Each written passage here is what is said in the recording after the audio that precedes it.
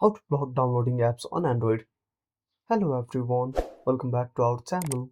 So let's dive right in without wasting any time. Also make sure to watch this video till the end. So first of all open up settings on a device. Then scroll down and tap on apps.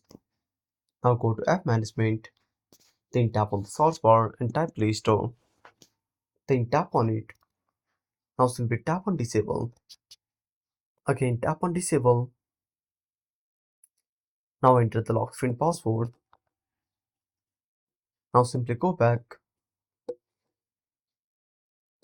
Again scroll down and tap on security and privacy.